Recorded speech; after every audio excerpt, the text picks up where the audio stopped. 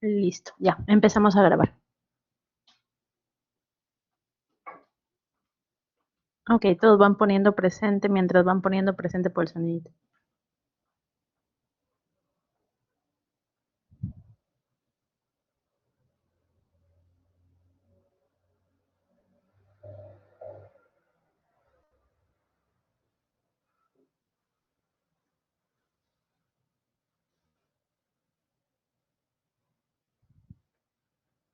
Ok, empezamos con el tema que es la fibromialgia. La fibromialgia es una patología frecuente en lo que es reumatología. Diariamente, más o menos, vamos viendo unos casos de presentación en la consulta diaria. Es una patología netamente que no tiene un criterio, un examen específico para ella. En lo que más va a mandar es la parte clínica y depende de nosotros lo que es el diagnóstico, dilucidar para llegar a su respectivo tratamiento. Ok, la fibromialgia son pacientes que generalmente vienen a la consulta y te manifiestan diciendo, doctora, me duele todo el cuerpo, el dolor es tan fuerte que a veces demoro en levantarme de la cama y te dicen así tal cual, siento que el cuerpo adolorido, como si me lo hubieran apaleado todo el cuerpo, siento las manos rígidas, me levanto durante las noches, no logro conciliar el sueño, no duermo adecuadamente, siento que este dolor me quita el ánimo, no me deja realizar mis actividades diarias.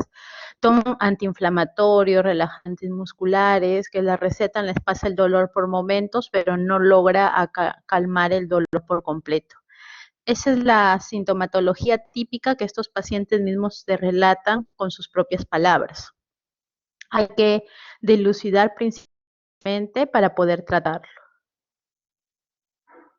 La fibromialgia es una enfermedad nueva o antigua. La fibromialgia viene desde años ya, antes se llamaba reumatismo muscular, antes del nombre de la mialastenia, agotamiento espinal, se le decía melancolía, fiebre amatoria, enfermedad de las vírgenes, neurastenia, clorosis, neurofibrositis, perineuritis, desórdenes somatomorfos, síndrome de sensibilización central. O sea, ya no es reciente este diagnóstico, ya desde épocas antiguas ya se le catalogaba. Tenía los mismos síntomas, pero aún no se le definía como fibromialgia. Por ejemplo, en el año 1554, como vemos esas imágenes ahí, sobre todo se decía que era de la enfermedad de las vírgenes que padecían esta sintomatología y los médicos recomendaban que mientras tan pronto sea posible, que vivan con un hombre y que copulen. Si llegasen a concebir, se espera la recuperación de sus pacientes. Creían que necesariamente lo que era la soltería era el causante de esta enfermedad y decían que el procrear era su alivio. O sea, miren cómo desde cuándo se pensaba en esta enfermedad, pero no se sabía a qué se debía o no se sabía cómo tratarla adecuadamente. Ok, en la definición de lo que es fibromialgia tenemos que es un dolor musculoesquelético difuso, es un dolor crónico que tiene alteraciones del patrón normal del sueño, que está acompañado también de lo que son alteraciones psicológicas y de personalidad. Está presente lo que son los puntos dolorosos al momento del examen físico. Vamos a tener presente que representantes de fase aguda y exámenes auxiliares en esta patología van a ser normales. Se puede presentar de manera aislada, o sea que un paciente necesariamente solo padezca de fibromialgia o también puede asociarse a otra enfermedad.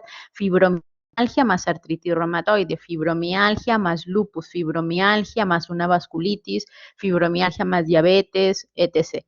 O sea, es primaria o puede ser una fibromialgia secundaria. La prevalencia actualmente es de un 2 a 5% en la población.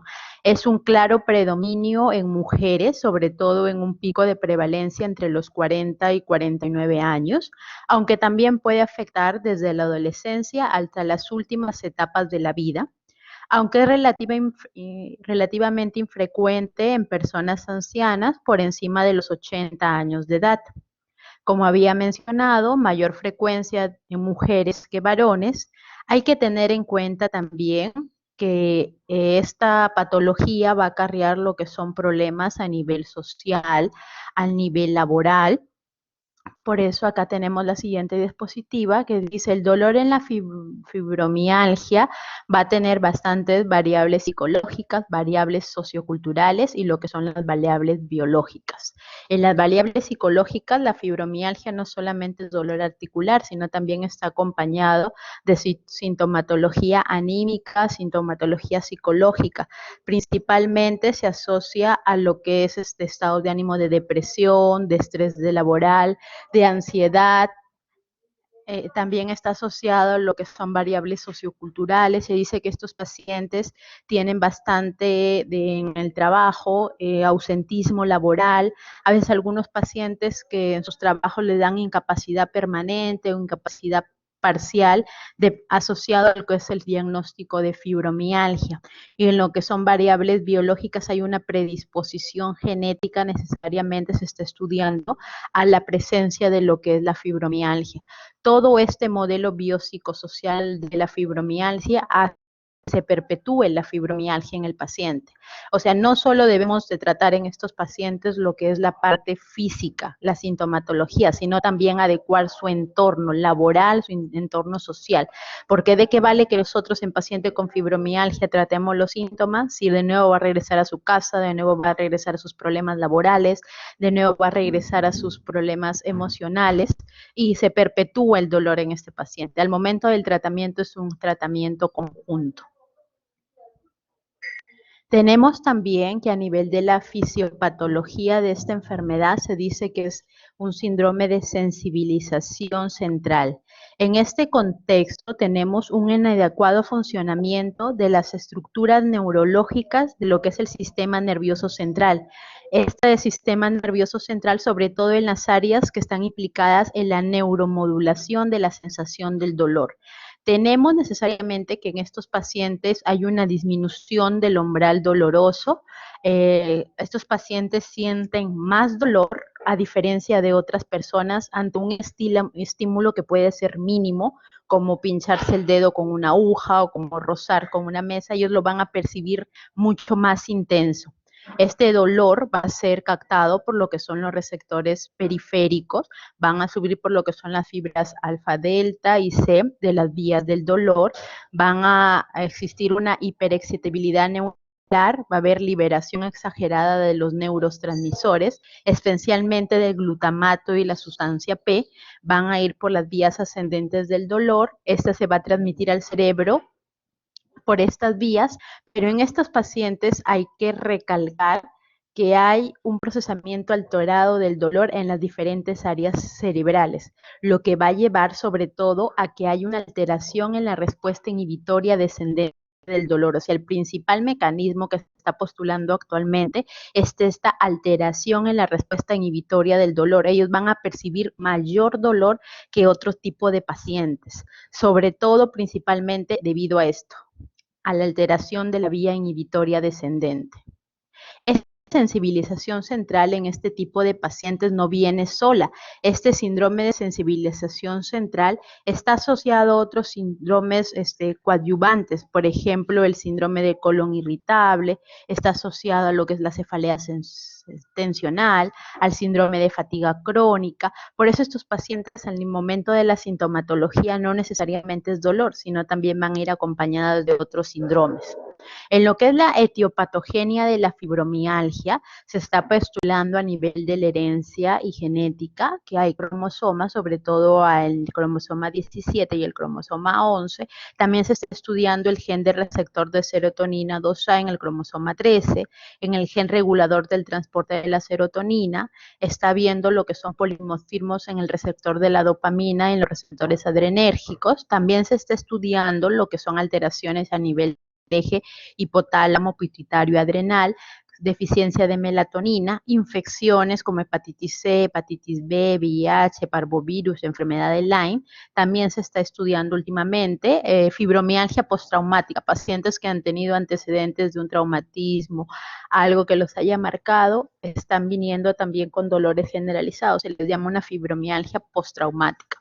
Tenemos alteraciones del metabolismo muscular, factores nutricionales, deficiencia de vitamina D, deficiencia de vitamina B1, deficiencia de vitamina B12, de magnesio, de ácido fólico, también se está postulando como causa de fibromialgia. Sobre todo en los factores nutricionales hay que recalcar que tenemos pacientes con fibromialgia y nosotros dosamos lo que es 25-hidroxivitamina D, dosamos vitamina B12 y pedimos magnesio y se suplementa. Si hay deficiencia o insuficiencia, damos suplemento en estos pacientes como parte coadyuvante del tratamiento. También tenemos neuropatía de fibras nerviosas pequeñas y el síndrome de sensibilización central, que ya lo expliqué anteriormente, donde hay una alteración en la percepción del dolor en este tipo de pacientes.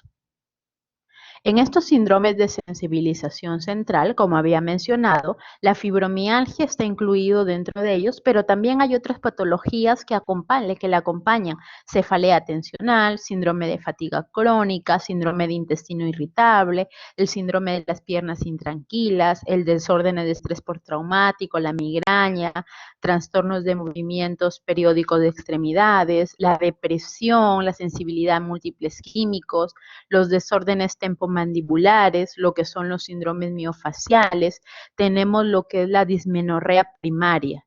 Estos pacientes no solamente vienen con dolor generalizado, sino que tú ahondas en la anamnesis y puedes encontrar no solamente fibromialgia, sino todos los síndromes que estoy mencionando en este cuadro. Por eso, tienen paciente con fibromialgia, indaguen más, busquen otros síndromes asociados, porque podemos tratar la fibromialgia, pero si no tratamos los otros síndromes asociados, estamos tratando una gota en el balde nada más en estos pacientes y no los vamos a ayudar correctamente. En lo que son las características clínicas de la fibromialgia, tenemos principalmente que tiene un espectro de síntomas generales, pero el síntoma primordial que lidera la fibromialgia es el dolor generalizado. Este dolor generalizado que vamos a encontrarlo en un 100% de los pacientes con fibromialgia.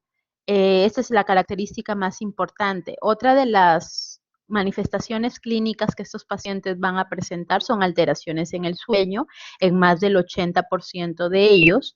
Estos pacientes van a tener un sueño no reparador, o sea, duermen, pero se levantan al siguiente cansados, como si le hubieran apaleado todo el cuerpo, como si no hubieran dormido, como si hubieran hecho una guardia de 24 horas. Un insomnio terminal, o sea, duermen bien, tienen un sueño, concilian bien el sueño, pero al momento de ya las últimas horas del sueño se despiertan, como si se despiertan asustados, ellos mismos relatan: me asusto, me levanto y ya quiero volver a dormir, pero ya no puedo, ya me levanto, me empiezo a hacer mis actividades. Son pacientes que se levantan 3 de la mañana, 4 de la mañana y ya no pueden continuar durmiendo. Es un sueño interrumpido. Es decir, duermen bien, pero se levantan en sobresaltos, pero sí logran dormir. O sea, los pacientes son distintos.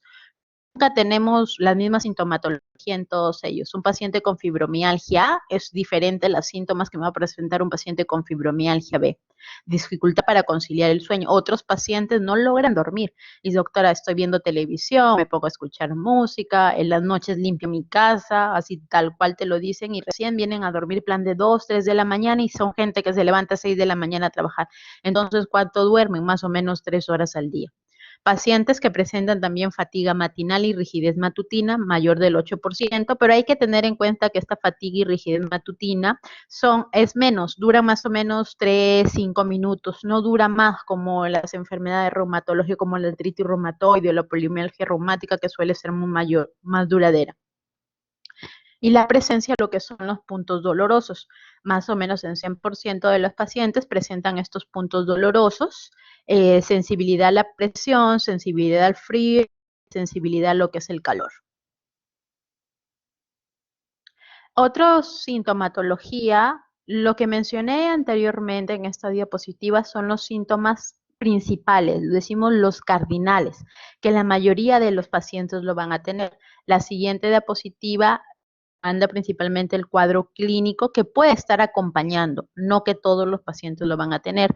Por ejemplo, en color azul vemos los síntomas cardinales y los de abajo, los negritos, van a ser ya los síntomas alternativos o acompañantes. Ansiedad en un 60% de las pacientes. Estos pacientes vienen que con aumento, supuestamente con aumento de volumen. Sienten que las articulaciones están inflamadas, que están, ellos dicen, doctor, a veces yo siento en las mañanas que se me hinchan las articulaciones, las veo en aumento de volumen y ahorita las siento así. Entonces, al momento de hacer el examen físico, tú las palpas, las tocas, ves, y no hay aumento de volumen, no hay cambios de signos inflamatorios, pero ellos tienen esa sensación de hinchazón en partes blandas, parestesias, esos adormecimientos, esa quemazón que ellos van sintiendo, mareos, vértigo, depresión en un 20 a 37%, tinnitus, síntomas de Zika, ojo seco, boca seca principalmente, también lo pueden referirse este paciente, estos pacientes, son un 15%, y no necesariamente que sean o vayan a padecer lo que es un síndrome de Sjögren en sí, o puede ser síndrome de Sjögren más fibromialgia. Hay que dilucidar ahí bien estos dos diagnósticos, buscar hacer el estudio respectivo y ver ante qué caso estamos. Fenómeno de Raynaud, se ha visto en un 15% de pacientes de fibromialgia que pueden presentar el síndrome, el fenómeno de Raynaud. Y en los síntomas que nosotros vemos palpables, puntos dolorosos que evaluamos y están presentes en ellos, maniobra del deslizamiento de la piel, puede haber hiperemia cutánea, puede haber los famosos nódulos fibrocíticos. Estos nódulos fibrocíticos, sobre todo en zonas donde hay mayor rigidez muscular, en zonas donde hay mayor contractura muscular. Entonces, para hacer cuadro resumen de lo que es el cuadro clínico, para que memoricen bien, síntomas principales, síntomas cardinales, que es el dolor crónico, la fatiga matinal, la rigidez matutina y la alteración del sueño, y otros síntomas, ansiedad, hinchazón, parestesias, mareos, depresión, cefalea, tinnitus, síntomas tipo Zika y fenómeno de Raynaud, y síntomas derivados de las comorbilidades, es decir, pacientes que tienen otro diagnóstico, otra sintomatología, o pacientes que tienen otros síndromes de sensibilización central, por ejemplo, el síndrome de intestino irritable, síndrome de dolor miofacial, síndrome de dolor regional en tejidos blandos, el síndrome de la fatiga crónica, cefalea de tipo extensional, migraña, los desórdenes temporomandibulares, síndrome de piernas inquietas, síndrome de movimientos periódicos de las extremidades durante el sueño, esos pacientes que sienten como si fuera calambres en las noches, movimientos involuntarios, síndrome uretral en la mujer, cistitis intersticial, dismenorrea primaria, síndrome premenstrual, pacientes con síndrome premenstrual y con fibromialgia. Imagínense una mujer que tenemos dolores premenstruales y a veces algunos pacientes son dolores insoportables. Imagínense una paciente con fibromialgia. Si a nosotros nos duele de un grado de 3 a 10, una paciente con fibromialgia la tira a cama de un 10 sobre 10, pero no por el síndrome premenstrual, sino por la fibromialgia que está asociada. La vulvodinia, el síndrome de vestibulitis vulvar. Ok, para lo que es el diagnóstico de la fibromialgia, en el transcurrir de lo que son los criterios diagnósticos de la fibromialgia, durante el paso de los años se han ido estableciendo durante reuniones, lo que son los criterios.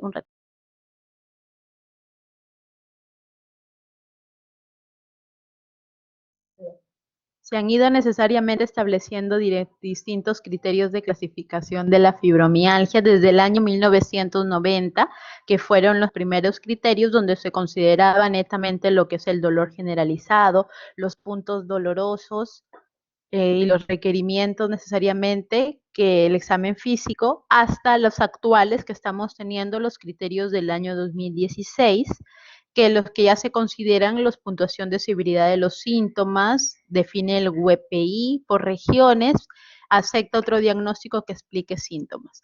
Durante los años 1990, 2010, 2011, 2015 y 2016 son diferentes criterios que se han tomado en consideración. Como vemos, los de 1990 netamente han sido los puntos de fibromialgia típicos, los 18 puntos, y ya en el 2016 ya se tiene en cuenta lo que es severidad de síntomas, ya se acopla lo que es la fatiga, ya se acopla lo que es los estudios referentes que tenemos, ya está tomándose acá en cuenta la fatiga, la depresión, se están tomando ya no por puntos dolorosos, ya los últimos criterios se están tomando lo que son regiones a evaluar. Pero en este gráfico quería mostrarles sobre todo cómo ha ido variando durante el curso de los años estos criterios para su respectivo diagnóstico. Acá, por ejemplo, tenemos los puntos dolorosos en fibromialgia.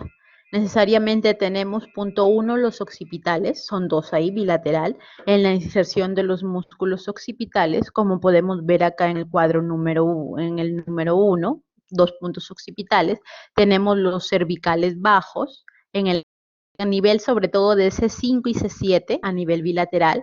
Tenemos a nivel de lo que es el trapecio, en el punto medio, en el borde superior. Tenemos a nivel de lo que son los supraespinosos, dos bilaterales conservamos, a nivel de lo que es la segunda costilla bilateral, sobre todo en la unión costocondral, justo lateralmente a las uniones de las superficies superiores. Tenemos al nivel de lo que es el epicóndilo lateral, 2 centímetros distal a los epicóndilos, como vemos en el número 6. 7 tenemos al nivel del glúteo bilateral, en el cuadrante superoexterno del glúteo, en la parte anterior del muslo. Tenemos al nivel 8 del trocánter mayor, bilateral, son 2 puntos posterior a la prominencia trocantérica, y tenemos a nivel de las rodillas, en la parte de la almohadilla, en la grasa medial, proximal a la línea interarticular. Estos son los 18 puntos que se consideraban los criterios de 1990.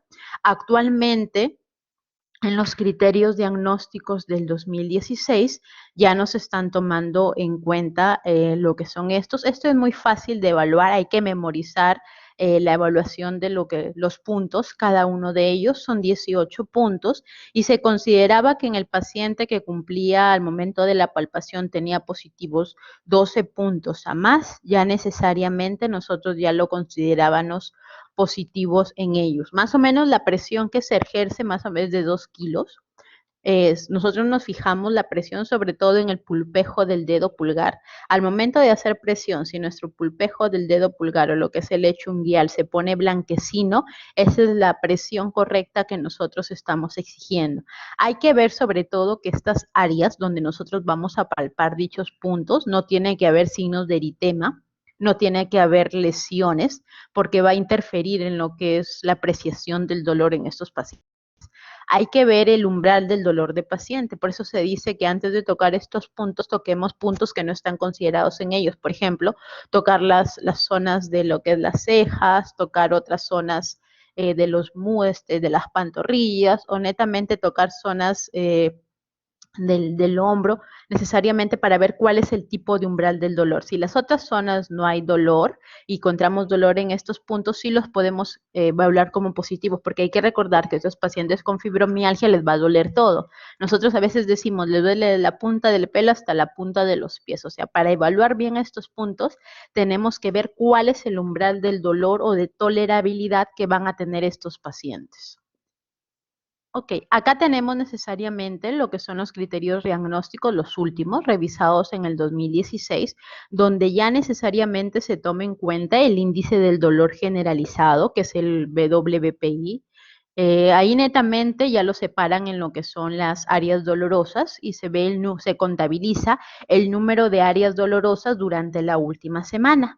Por ejemplo, ya no son puntos, ya son áreas. En las áreas que consideran son la cintura escapular izquierda, la cintura escapular derecha, consideran el brazo izquierdo, el brazo derecho, consideramos el antebrazo izquierdo, el antebrazo derecho, la cadera, que ya está considerada no como el punto trocantérico, sino ya lo consideran como glúteo y trocánter izquierdo, cadera, glúteo y trocánter derecho, ya consideran lo que es el muslo izquierdo, el muslo derecho, la pierna izquierda, la pierna derecha, ya consideran lo que es la mandíbula izquierda, mandíbula derecha, pecho, abdomen, zona lumbar, zona dorsal y zona cervical. En la zona cervical consideran lo que es la nuca y la cara anterior del cuello, o sea, de la zona cervical. Ahí más o menos ponen un puntaje de 0 a 19, dependiendo cuántas regiones, o sea, son 19 regiones evaluadas y necesariamente le ponen de 0 a 19 en la contabilización de dichas áreas. Ese es el WPI. Ahora, el SSS, el triple S, escala de severidad de los síntomas, acá necesariamente contabilizan 3, fatiga, sensación de cansancio al levantarse y los síntomas cognitivos. Y siempre evalúan la severidad en la última semana. O sea, al momento de aplicar este test, chicos, tienen que aplicar este test en el momento. del momento a los 7 días anteriores, no como estuvo el mes pasado, no como estuvo hace 2 meses, no, consideran los síntomas en la última semana. Y por ejemplo, estos 3 pilares, fatiga, sensación de levantarse cansado y síntomas cognitivos, se les va a poner un puntaje, se les va a poner un puntaje del 0 a 3. 0 si no ha sido un problema, 1 ha sido un problema leve o intermitente, 2 si ha sido un problema moderado o considerable, o 3 si ha sido un problema severo, continuo y que ya le está alterando lo que es la calidad de vida. Son 3 puntos, tenemos 3 puntajes, entonces acá lo evalúan del 0 al 9. Por eso, al momento de ver los criterios últimos, WPI mayor o igual a 7, o sea, mayor de 7 regiones consideradas, y o la triple S, que es la escala de severidad de los síntomas, mayor o igual a 5. O sea, cuando ustedes evalúen estos criterios, tienen esto, al costado pongan cuántas regiones tienen y al costado pongan el porcentaje que les sale de la sumatoria de estas escalas para que tengan en cuenta. Si el WPI está mayor o igual a 7, está entrando en consideración, y si el triple S es mayor o igual a 5, también se considera como clasificación de fibromialgia. Otra opción que pueden encontrar es que el índice de dolor generalizado esté de 2 a 6, que encuentren de 2 a 6 regiones, pero el mayor puntaje lo va a tener la escala de severidad de los síntomas. Entonces, acá ya lo tenemos necesariamente estipulado como uno de los criterios diagnósticos de fibromialgia. Otro tema que vamos a tener en cuenta es el dolor generalizado, al menos en 4 de las 5 regiones, síntomas presentes por al menos 3 meses, síntomas se dice aparte de los que están considerados acá, síntomas cefaleas, síntomas como migrañas, síntomas como irritable, síntomas como debilidad muscular, como calambres, como mareos, como insomnio, como urticaria, como tinnitus, o sea, es una amplia variedad de síntomas que cuentan estos criterios, pero tienen que estar presentes al menos durante los últimos 3 meses. A diferencia de los criterios de 1990, en los que acá 1990, acá como los pongo, o las anteriores del 2010, en que tenía que ver ausencia de diagnóstico de otro diagnóstico que explique estos síntomas, como lo vemos también que los consideraban en el 2011 y el 2015. O sea, estos criterios no tomaban en cuenta que el paciente podía convivir fibromialgia con otro síntoma, con otro diagnóstico que diga, los criterios del 2016 ya consideran que la fibromialgia puede estar a la par de otros diagnósticos, porque no excluye otra patología, no excluye otra patología que puede acompañar a la fibromialgia. Pero como ven, estos criterios son un poco más, como digo, más ordenados, sí, pero al momento de que tengamos enfrente un paciente en lo que es la práctica clínica, es un poco más difícil de aplicarlos, demora más tiempo, porque es entregarle al paciente unas hojas de evaluación donde ellos mismos van a ir marcando lo que son los síntomas presentes al menos 3 meses, porque son una relación más o menos entre 20 a 25 síntomas que ellos tienen que ir marcando, entonces que nosotros tenemos que ver si están presentes o no, y les ponemos una puntuación del 0 al 12, dependiendo de la severidad de los síntomas que les mencionaba anteriormente. O sea, necesariamente esto lo utilizamos cuando tengamos tiempo o cuando creamos conveniente, pero actualmente los que más se utilizan son los contabilización de las áreas de dolor, de las 18 áreas de dolor y la sintomatología que el paciente te va refiriendo. Los criterios de 1990 todavía siguen siendo utilizados en la práctica clínica por ser más fáciles, de fácil uso, pero a nivel académico, todo, utilicemos los criterios del 2016 en casos que quieras hacer estudios de investigación o ya quieras aperturar para mayor abordaje. Pero ya depende de uno el otro cuál utilicemos. Les he establecido tanto los de 1990 como los últimos diagnósticos, los criterios clínicos revisados en el 2016. Ok, tenemos acá que hay enfermedades y condiciones asociadas con dolor musculoesquelético generalizado. O sea, como había mencionado, hay necesariamente enfermedades autoinmunes y desórdenes musculoesqueléticos que pueden estar asociados con fibromialgia. Por ejemplo, la polimialgia reumática, los síndromes de hipermovilidad articular, enfermedades del tejido conectivo como lupus, espondiloartropatías seronegativas, síndromes miofaciales, osteoartritis, polimiositis, más fibromialgia. Enfermedades metabólicas y endocrinas. Tenemos al hipotiroidismo, al hiperparatiroidismo, tenemos a la diabetes mellitus, a la deficiencia de vitamina D o osteomalacia, tenemos deficiencia de vitamina B12 y tenemos deficiencia de otros nutrientes que también pueden ser acompañados con fibromialgia. Infecciones crónicas, virus de hepatitis B, virus de hepatitis C, brucelosis, virus del VIH, enfermedades neurológicas, compresión de raíces cervicales, mielopatías, neuropatías por atrapamiento, ansiedad, depresión y los desórdenes somatomorfos. Medicamentos, las estatinas. ¿Por qué se menciona el uso de estatinas? Uno de los efectos secundarios de estatinas es dolor muscular cuando se toma dosis no adecuadas o por mucho tiempo. Entonces hay pacientes que te vienen con dolores musculares generalizados, pero al momento que tú les haces los puntos dolorosos pueden tener positividad en puntos dolorosos, pero cuando ya les haces una anamnesis más profunda, ves que el consumo de estatinas ha sido por mucho tiempo. Retiras lo que son las estatinas y el paciente, el dolor se alivia. Por eso lo mencionan como que puede presentarse o estar asociado. Hay que tener en cuenta, sobre todo al momento de la anamnesis, qué medicamentos toman y qué medicamentos no toman. Esta sintomatología que tenemos acá nos va a permitir, sobre todo, cuando tengamos un paciente con fibromialgia, qué exámenes vamos a pedir. Me viene un paciente con dolor generalizado, con fatiga, con cansancio. No solamente enfoquémonos en, ok, diagnóstico de fibromialgia, no. Hay que pedir dosaje de vitamina B, dosaje de vitamina D. Hay que hacer el estudio de la tiroides. Pedimos una TSH, pedimos una T4 libre. Se pide también lo que es una glucosa en ayunas, en hemoglobina glicosilada. En pacientes adultos mayores que te vienen con un dolor generalizado, como había mencionado, pacientes mayores de 80 años, difícil que presenten fibromialgia. Ahí más sospechemos por un cuadro de polimialgia reumática. Pacientes que te vienen con debilidad muscular de un momento a otro, de forma aguda, pensemos en lo que es una polimiositis. Pacientes que vienen con dolor neuropático en miembros inferiores, podemos pensar en lo que es una enfermedad radicular a nivel lumbar. O sea, son diferentes diagnósticos que nos van aperturando a nivel de la fibromialgia. La fibromialgia principalmente es un diagnóstico de descarte.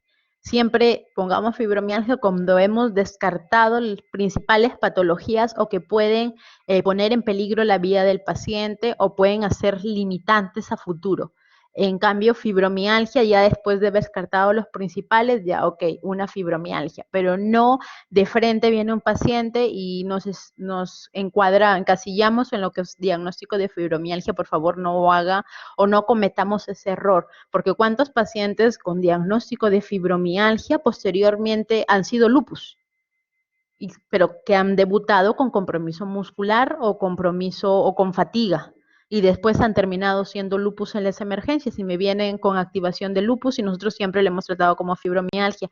En pacientes jóvenes, sobre todo, que vienen con dolor generalizado, también pidamos exámenes de lupus, descartemos lupus y después ya cuando se descarta lupus, necesariamente empecemos ya lo que es el diagnóstico de fibromialgia. En los exámenes auxiliares en fibromialgia, chicos, que tenemos acá, hay que ver que no hay ni un examen auxiliar que nos diga o nos ponga, por ejemplo, como gota pedimos ácido úrico, lo vamos a encontrar elevado. En lupus pedimos un anti-DNA, un C3, un C4, ok, nos da diagnóstico de lupus. Pero en fibromialgia no tenemos un examen, un gol estándar para decir, ok, salió positivo es fibromialgia, no hay un examen. Netamente, en lo que es fibromialgia, tenemos la sospecha clínica. La clínica es la que manda una buena exploración física, una adecuada anamnesis nos va a ayudar bastante, pero sí pedimos pruebas complementarias. Por ejemplo, en las guías en fibromialgia tenemos las guías canadienses, alemanas, israelitas, españolas y la guía Cataluña que mencionamos, que la última ha sido del 2013. Por ejemplo, la guía canadiense nos dice, pidamos biometría hemática, pidamos lo que es hemograma, pedimos un BCG, pedimos necesariamente un PCR, un CPK. ¿Por qué se pide el CPK? Porque vienen pacientes con dolores musculares y con fatiga muscular. Y muchas veces, como digo, fibromialgia es diagnóstico de descarte. Vayamos por lo principal, CPK para descartar una polimiositis, TSH porque el hipotiroidismo también puede cursar con dolores musculares y con fatiga. Por ejemplo, las guías alemanas ya incluyen lo que es el calcio sérico, una hipercalcemia también puede llevar a sintomatología muscular.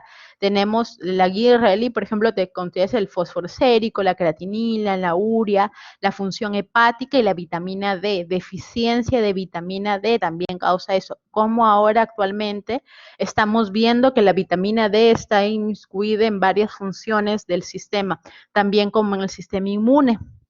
Entonces, también vemos síntomas de deficiencia de vitamina D, también se hacen solapamiento con los síntomas de la fibromialgia, entonces también dosemos vitamina D. A veces incluye proteinogamas, incluye lo que es el estudio de imágenes, pero como les repito, no hay ningún estudio analítico que sea patognomónico de lo que es la fibromialgia. Los utilizamos más como apoyo diagnóstico, pero no como un estudio a ciencia cierta que diga, ok, salió positivo de fibromialgia, no. Es mentira, no existe ningún estudio que nos diagnostique fibromialgia.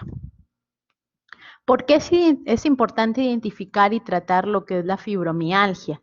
Como sabemos, se habíamos mencionado anteriormente, está envuelto por varios factores, factor social, factor cultural, que puede acarrear bastante problemas en lo que es la calidad de vida del paciente, va a alterar su salud y el bienestar de la persona, no solamente como persona, sino también el de su entorno social. Por ejemplo, se hizo un estudio en 253 pacientes que habían tenido fibromialgia y el 93.9% de estos pacientes había sufrido un divorcio o una separación debido a la fibromialgia. Miren qué importante es detectar esta patología y tratarla. La vida sexual estaba alterada debido a la fibromialgia en un 71.3% de estos pacientes. Un 53.1% pacientes no trabajan actualmente, ausentismo laboral, pérdida de trabajo, no se sienten conformes con su trabajo, no pueden desempeñarse al 100% sus actividades, una reducción de horas de trabajo, se sienten cansados, fatigados, que no logran completar estas jornadas laborales o sienten presión, el estrés laboral que exacerba esta sintomatología, se sienten deprimidos en un 82.1% y el 33.8% usa uso de fármacos, es independiente de los fármacos. Miren cuán compleja es esta enfermedad y qué problemas acarrea al pobre paciente. O sea, no solamente tratemos, sino también vemos el entorno en que se va estableciendo. Por ejemplo, acá tenemos fibromialgia, como había mencionado anteriormente, hay fibromialgia sola que puede venir, pero también hay fibromialgia que viene asociada a otra patología. Hay pacientes con artritis reumatoide que no solamente tienen artritis reumatoide, sino también están presentando lo que es la fibromialgia. Pero, por ejemplo, acá tenemos dos mujeres, las dos mujeres de la misma edad, mediana edad, que vienen con dolor generalizado, me vienen netamente con fatiga, me vienen con sinovitis y en cambio la patología psiquiátrica acompañada de la fibromialgia van a ser análisis normales. En cambio en la artritis reumatoide me va a salir un factor positivo. A veces ese estudio de lo que es la analítica o ese anticuerpo que nosotros pedimos a veces nos diferencia entre una patología u otra. Vean lo importante de hacer un examen físico adecuado y de sospechar la clínica cuando nosotros tengamos presentes esas patologías en nuestra mente. Por eso digo, no todo es fibromialgia. Pueden empezar con síntomas de fibromialgia, pero después pueden debutar otra enfermedad reumatológica. En este caso, misma sintomatología todo, sino que la diferencia necesariamente era el factor reumatoide positivo para el diagnóstico de la artritis reumatoide. Por ejemplo, acá tenemos comparados sobre todo calidad de vida en fibromialgia y artritis reumatoide. Se hizo un estudio en pacientes con fibromialgia y en pacientes con artritis reumatoide y necesariamente en pacientes controles. Un total de 120 pacientes. Vemos necesariamente que en lo que es la función física hay mayor decremento en lo que es los pacientes con fibromialgia, en el ROM funcional mayor decremento en pacientes con fibromialgia que artritis reumatoide, dolor corporal, obvio, pacientes con artritis reumatoide van a tener mayor dolor por la inflamación, por la rigidez, por la limitación funcional. En la salud general, hay artritis reumatoide refirieron mayor daño o su percepción a nivel de la salud general. En la salud mental, la artritis reumatoide presentaron mayor decremento. En rol emocional, como en la fibromialgia está mayor afectada que en pacientes con artritis reumatoide. En vitalidad, necesariamente la artritis reumatoide sopesó un poco más, salió más en porcentaje, y en la función social. En sí, esto necesariamente vemos que hay pacientes que tanto con fibromialgia o artritis reumatoide presentan netamente disminución de su función física, de la percepción de su dolor corporal, de la salud en general, de su salud mental. Y vemos sobre todo que los dos están compartiendo la salud mental, daños en términos de salud mental. Este estudio se hizo sobre todo para valorar cómo pacientes con enfermedades autoinmunes, no solamente valoremos el término físico en ellos, sino también valoremos la salud mental, que es muy importante en ellos. Envases para el manejo de la fibromialgia. Primero tenemos que plantear un diagnóstico diferencial mínimo. Como repetía, no quedemos con el diagnóstico netamente de fibromialgia y es fibromialgia y no tiene otra patología, no. Necesariamente hay que establecer qué otro diagnóstico puede presentar esta paciente. Establecer correctamente el diagnóstico. Después de haber hecho otros estudios, todo, y de haber despejado los principales síntomas, recién nos quedamos con el diagnóstico de fibromialgia. Primero, el diagnóstico de fibromialgia es un diagnóstico de descarte. Identificar qué otras comorbilidades presenta fibromialgia, diabetes, fibromialgia, tiroides, fibromialgia o lupus, qué otra patología el paciente está presentando y vamos a solicitar exámenes auxiliares o no vamos a solicitarlos. Ok, por ejemplo, explicar detalladamente al paciente y a su familia la naturaleza del problema. Una vez que ya hemos hecho los 4 pasos anteriores, ya sabemos bien que estamos ante un cuadro de paciente con fibromialgia. Tenemos que no solamente en la consulta al paciente, sino también pedirle que la siguiente consulta acuda con su familia para definir muy bien y explicarles en qué consiste la enfermedad y cuál es el tratamiento que el paciente va a seguir. El apoyo familiar en este tipo de patología es muy importante. Entender el cuadro en sí de la fibromialgia va a ayudar al paciente a sobrellevar esta enfermedad y que sepa que no está solo, que también tiene apoyo de su familia, apoyo de sus amigos y apoyo de su médico tratante. Hay que identificar qué factores están agravando los síntomas. Como había mencionado, pacientes que tienen problemas laborales, hay que identificar cómo es su relación en el trabajo, pacientes que tienen problemas en su relación amorosa o pacientes que tienen problemas familiares, hay que tratar un poco de apoyar para romper esa ligazón que tiene el problema agravante de los síntomas de la fibromialgia. Si tratamos el problema que está originando estos dolores, esta fibromialgia, el paciente va a llevar un tratamiento adecuado y el tratamiento va a ser por el menor corto tiempo posible. Tenemos que establecer un programa de tratamiento no farmacológico. No solamente es las pastillas, el medicamento, sino también decirle al paciente terapia física, terapia ocupacional, evaluación psicológica, una evaluación psiquiátrica. Tenemos que elegir el medicamento según la sintomatología del paciente, según el síntoma predominante en ellos y hay que combinar medicamentos de acuerdo a la necesidad del paciente. En lo que son en la consulta médica diaria hay centros especializados de fibromialgia. Por ejemplo, en España hay un centro especializado, por ejemplo, allá en el Hospital La Paz de Madrid, tienen un centro especial de fibromialgia, como una unidad de fibromialgia. Está el médico reumatólogo, está psicología, está psiquiatría, está medicina alternativa, está lo que es medicina física, se hace diagnóstico de fibromialgia, pasa cita con cada uno de los que he mencionado anteriormente, tienen sus grupos de apoyo, tienen sus grupos de yoga, tienen sus grupos de de otras actividades laborales, reinserción laboral, o sea, múltiples apoyos para el paciente. El paciente con fibromialgia hay que sobre todo ayudar a su reinserción laboral, a que regrese a su trabajo, que regrese a sus actividades sociales, o sea, es un tratamiento bien consolidado y el tratamiento de la fibromialgia es individual.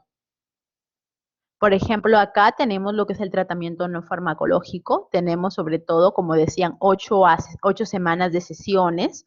Se hace 30 minutos de sesión educacional al paciente, se hace 1 hora de sesión de relajación y de meditación, 1 hora de Qigong, o sea, netamente terapias de yoga al paciente, se ve medidas generales, educación, dieta, programas de ejercicio, terapia física, evaluación psicológica, una terapia cognitivo-conductual, se hace lo que es una evaluación psiquiátrica, terapias ocupacionales, grupos de soporte, grupos de ayuda. En Facebook a veces también se crean grupos de fibromialgia. El PANLAR, por ejemplo, hay grupo de lupus, pero también hay grupos de fibromialgia, donde a veces se les comparte el link a los pacientes para que puedan entrar y semanalmente les hacen videos de autoayuda, de apoyo, se crean sus grupos de soporte.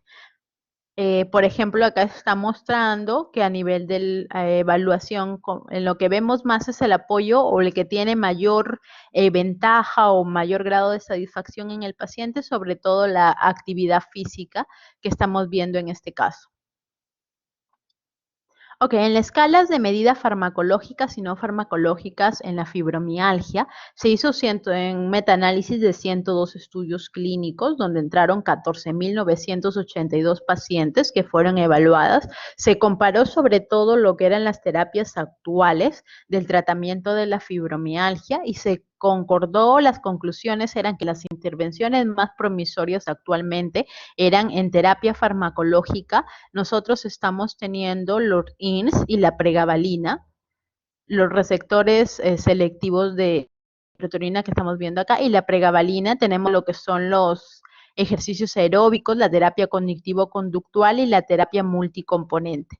En lo que es la conclusión, esos netamente se está viendo en farmacológico, los dos que he mencionado, y en lo farmacológico, ejercicios aeróbicos, terapia cognitivo-conductual y la terapia multicomponente. Son lo que más está abogando, lo que más se está utilizando sobre todo para el tratamiento de la fibromialgia. En lo que son los medicamentos, necesariamente, estamos teniendo en fármacos que refuerzan los mecanismos inhibitorios, tenemos fármacos que disminuyen los mecanismos excitatorios y tenemos fármacos con acción analgésica. Tenemos necesariamente, ¿se acuerdan lo que era el síndrome de sensibilización central? En lo que la vía inhibitoria era lo que estaba alterada. Entonces, ¿qué necesitamos? Fármacos que refuercen esos mecanismos inhibitorios del dolor. Tenemos a los antidepresivos tricíclicos, de cabeza tenemos a la mitriptilina, que es la primera línea de tratamiento, tenemos a los inhibidores duales de la recaptación de serotonina, noradrenalina, la duloxetina y el minacepram, tenemos a los inhibidores selectivos de la recaptación de serotonina, otros se están utilizando como el tramadol, pero el tramadol es tratamiento coadyuvante, o sea, damos los primeros mencionados más tramadol, no que el tramadol es el tratamiento de la fibromialgia, no, netamente es como tratamiento coadyuvante. También podemos utilizar agentes inhibitorios o regulatorios dopaminérgicos, pramipexol, GABAérgicos como exibato de sodio, y tenemos los antagonistas receptores de la NMDA como la ketamina. Los fármacos que disminuyen los mecanismos excitatorios, la pregabalina y la gabapentina, y fármacos con acción analgésica, tenemos los opioides mayores, los cannabinoides. Se está viendo que el cannabis o sus productos derivados también están siendo utilizados en lo que es el tratamiento de la fibromialgia y está teniendo bastante recepción en los pacientes y se está evaluando mejoría. Se está asociando el uso del cannabis más lo anteriormente mencionado y sí están yendo bien, sobre todo lo que maneja acá en los hospitales el cannabis es la terapia alternativa, la medicina alternativa, y está siendo una buena opción para ellos. Tenemos analgésicos como el paracetamol y tenemos los AINES.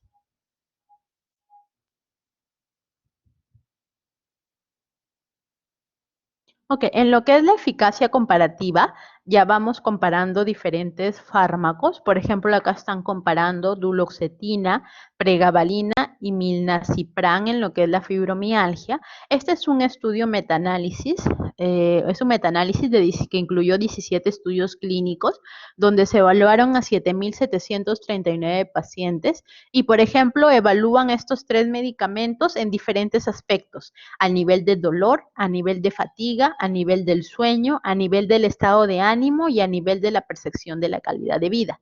Por ejemplo, a nivel de fatiga, el que está yendo mucho mejor es la pregabalina. A nivel de la alteración del sueño, tenemos duloxetina y pregabalina. Pregabalina es un poco más, pero necesariamente tenemos que la duloxetina también se están equiparando. Tenemos acá en la calidad de vida, entre duloxetina y pregabalina en percepción de calidad de vida están yendo muy bien. Al nivel de la evaluación del dolor, tenemos que duloxetina, los pacientes están respondiendo mucho mejor en lo que es la percepción del dolor con duloxetina que con pregabalina. Y tenemos al milnacipran, que si están viendo en estos ítems, el milnacipran se está dando, pero los pacientes no están respondiendo muy bien a su uso. Esta comparación que tenemos, duloxetina y pregabalina se están dando ahí de la mano. Uno que otro aspecto que maneja mejor, por ejemplo, la fatiga está mejor manejada por la pregabalina y el sueño, pero estamos dándonos cuenta que a nivel del estado de ánimo, la duloxetina los pacientes están respondiendo mucho mejor. Hay pacientes que pueden tener fatiga y pueden tener depresión, entonces podemos utilizar pregabalina y duloxetina, se pueden dar los dos al mismo paciente. Si tenemos pacientes que netamente vienen con alteración del sueño, podemos utilizar tanto duloxetina como pregabalina por separado. En lo que es la percepción de la calidad, utilicemos duloxetina y pregabalina. En cuanto al dolor, podemos utilizar también pregabalina o duloxetina. Netamente este estudio que estamos viendo acá, esta revisión de metaanálisis, pregabalina y duloxetina están respondiendo muy bien en los diferentes aspectos. O sea, podemos utilizar los dos juntos como los dos separados, pero siempre veamos cuál de los ítems está presentando el paciente. Por ejemplo, acá hay otro estudio que se está haciendo, presentando, y sobre todo están evaluando en cuanto a la reducción del dolor. 30 estudios clínicos comparaban los tricíclicos, los receptores no selectivos de serotonina con los receptores selectivos, y vamos a tener que, por ejemplo, a nivel de tratamiento activo, los tres eran mejor que el placebo en cuanto a la reducción del dolor. O sea, tenemos paciente con dolor, podemos dar cualquier de los tres tipos de medicamento, y por ejemplo, tenemos acá ya no compara, la anterior era duloxetina, milnacipran, pregabalina, acá necesariamente ya están comparando solo duloxetina y milnacipran, y es estudios clínicos con 60.038 pacientes que fueron evaluados, y tenemos sobre todo acá, en dolor, duloxetina respondió mucho mejor que el milnacipran.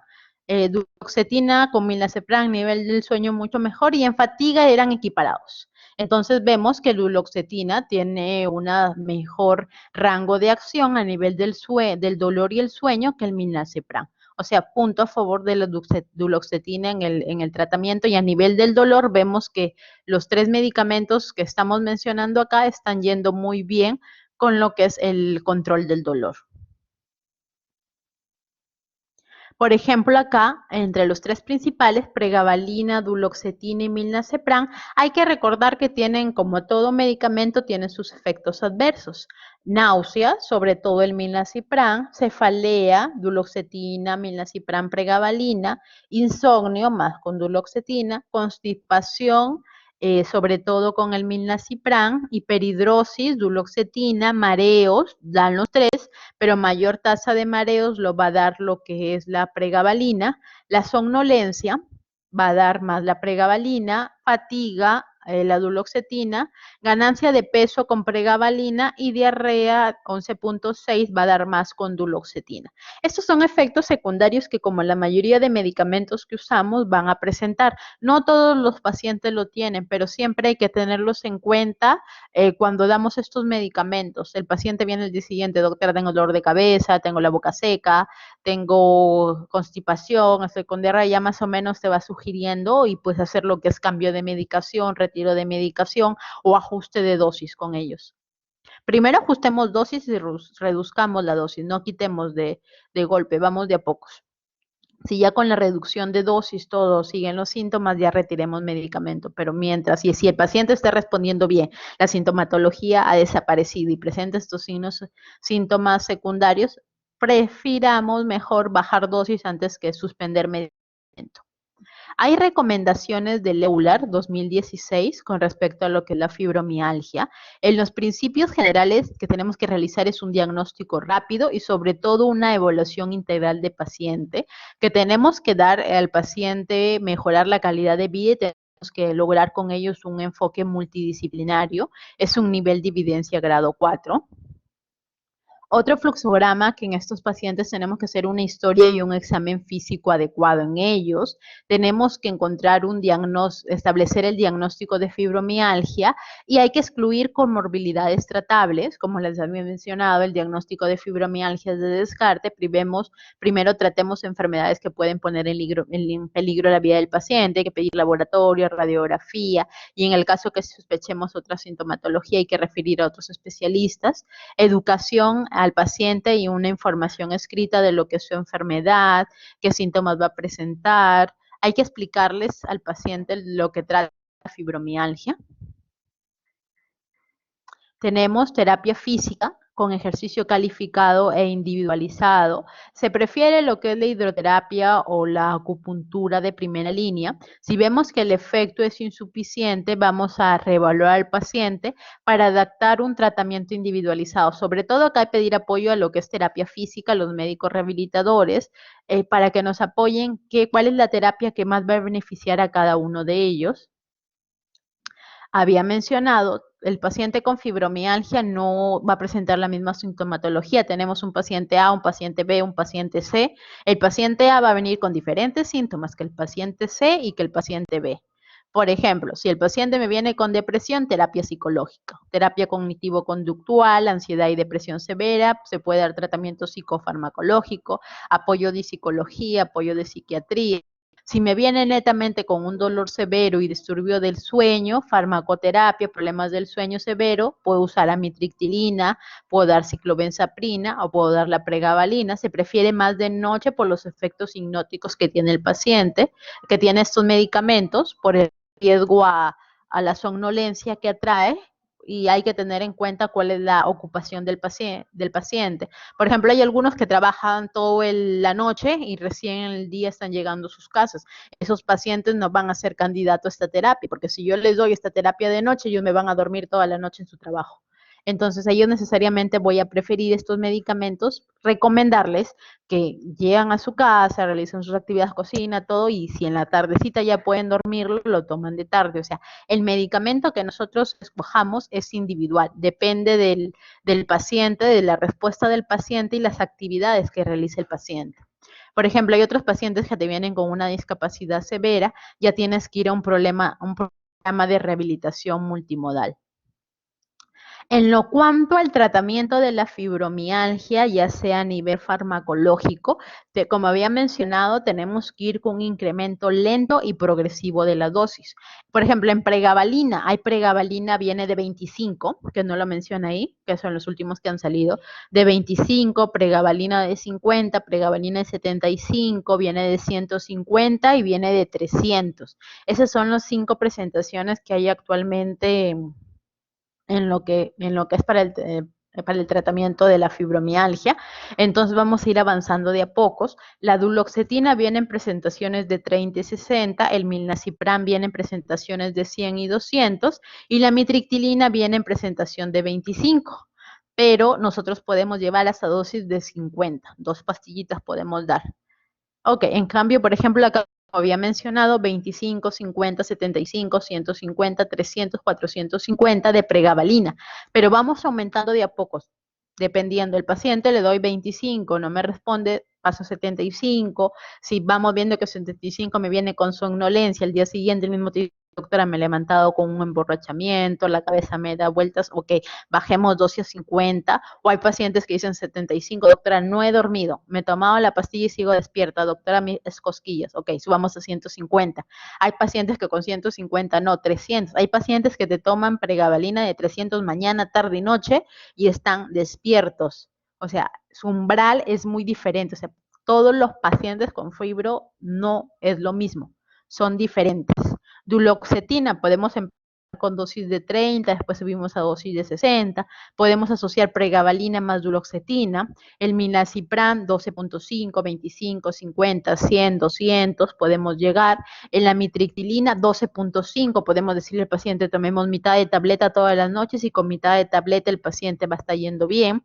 Podemos necesariamente decirle 25 completa o podemos decir 2 juntas, dependiendo de cada paciente. Y la elección del medicamento va a depender de los síntomas que presenta el paciente y los efectos que nosotros queremos crear en él.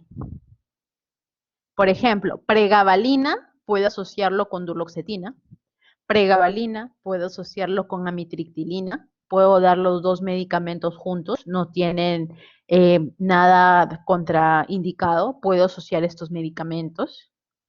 Por ejemplo, me viene pacientes dolor, insomnio, fatiga, ansiedad y depresión, duloxetina y milnacipran. El dolor, los dos me van a combatir lo que es el dolor, pero a nivel del insomnio, mejor me va a responder la duloxetina y a nivel de la fatiga me va a responder mejor el milnacipran.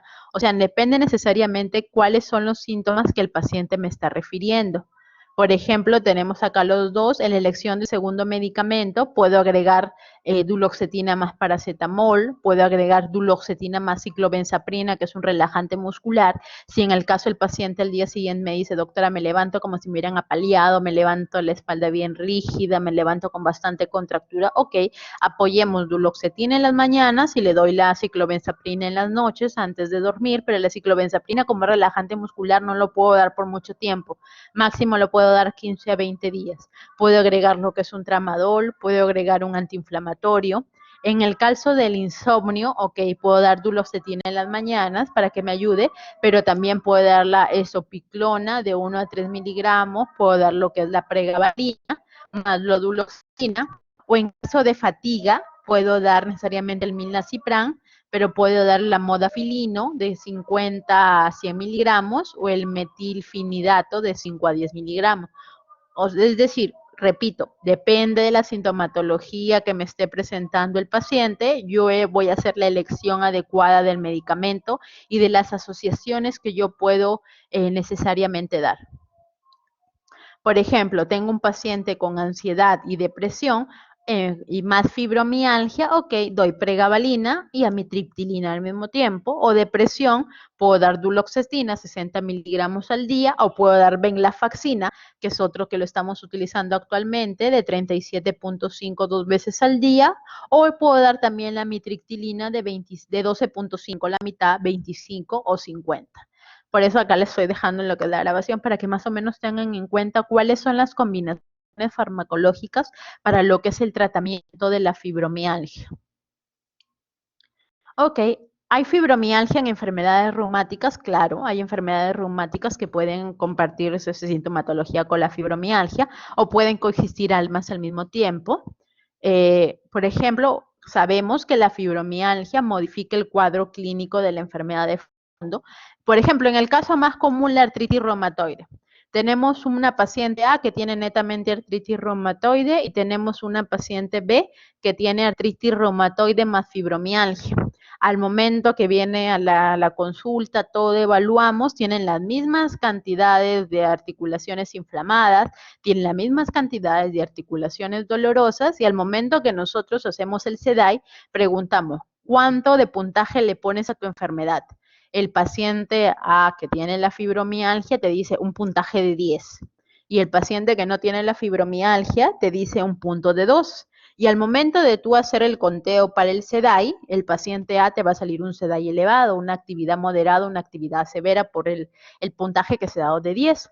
Y el otro paciente te sale un SEDAI en remisión, una actividad leve. Entonces tú dices, ¿qué está pasando? Si tienen la misma síntomas, la misma clínica, es porque la fibromialgia está modificando el cuadro clínico. Entonces, si tú encuentras SEDAI altos, puedes decir uno, ok, el paciente no me está respondiendo al tratamiento y a veces cometemos el error de variar el tratamiento de la artritis reumatoide. Pero no es eso, tenemos que identificar la fibromialgia, a veces solamente tratando la fibromialgia, agregando lo que es la mitriptilina, agregando lo que es la pregabalina, la fibromialgia, el paciente la consulta siguiente, el próximo vez viene y dice, ¿cómo te sientes? ¿Cómo te pones en enfermedad? Te catalogo en un 2, porque ya estás tratando el cuadro de fondo que es la fibromialgia. Por eso, en pacientes con enfermedad reumática que están yendo bien, y que de un momento a otro no te explicas por qué ha variado, por qué está mejorando su clínica, piensen en lo que es fibromialgia. Requiere de un tratamiento específico, claro, como los había mencionado, tratemos la artritis reumatoide de fondo, pero también agreguemos tratamiento de la fibromialgia y puede inducir el empleo de tratamientos innecesarios. Ejemplo, en ese caso del paciente que le digo, viene un paciente con artritis reumatoide, piensas que esa actividad estás cambiando todo el tratamiento, donde no, tuviste que volver a examinarlo, volver a indagar y podías haber detectado una fibromialgia que te evitó el cambio de tratamiento. Hay que ver que el tratamiento de la fibromialgia también puede producir eventos adversos que empeoran la enfermedad de fondo. Pacientes con lupus, por ejemplo, que están yendo tranquilos todo y les das, por ejemplo, amitriptilina por la fibromialgia y después te vienen con náuseas, con vómitos, sequedad de boca, sequedad de ojos y netamente son por los efectos secundarios de lo que es la fibromialgia, de la amitriptilina que es usado en ellos, que diga, o pacientes que hay interacción entre el tratamiento de la fibromialgia con los DIMARS que estás utilizando. En la siguiente, más adelante voy a decir cuáles son las interacciones más frecuentes entre los medicamentos de fibromialgia con los DIMARS. Considerar las interacciones medicamentosas, como lo había mencionado, y existen beneficios adicionales, además de tratar la fibromialgia, por supuesto, y la eficacia de los medicamentos puede no ser similar en fibromialgia primaria y secundaria. A veces un paciente con fibromialgia pura va a responder mucho mejor que el paciente con fibromialgia o con enfermedad asociada, por ejemplo, depresión, ansiedad que te genera una paciente joven, saber que tiene lupus o que tiene una artritis reumatoide o que va a tomar tratamiento de por vida, puede generar depresión, ansiedad en ellos y puede acarrear un cuadro de fibromialgia de fondo. Y necesariamente tratas la fibromialgia, pero es más difícil por la depresión y el cuadro de ansiedad concomitante que está presentando la paciente. Por ejemplo, acá, este es un cuadro de enfermedades autoinmunes y la prevalencia de fibromialgia. En pacientes con artritis reumatoide, la fibromialgia se presenta en un 10 a 20% de estos pacientes. En pacientes con lupus eritematoso, miren el porcentaje de prevalencia, de 5 a 65% de pacientes con lupus están debutando con fibromialgia. Pacientes con diabetes mellitus, tenemos un 17% de pacientes que lo padecen, pacientes con anemia ferropénica, 17.6 pacientes, pacientes con talasemia menor en un 20%, en pacientes con psoriasis un 13%. En la mayor prevalencia de fibromialgia lo están teniendo las pacientes con lupus eritematoso sistémico. Por ejemplo, acá, como había mencionado anteriormente, que me adelanté, el DAS28, el SDAI o el CDAI, en pacientes con artritis reumatoide que al mismo tiempo tienen fibromialgia o no. Por ejemplo, se evaluó necesariamente 120 pacientes con artritis reumatoide. De estos 120 pacientes, 25 pacientes tenían fibromialgia.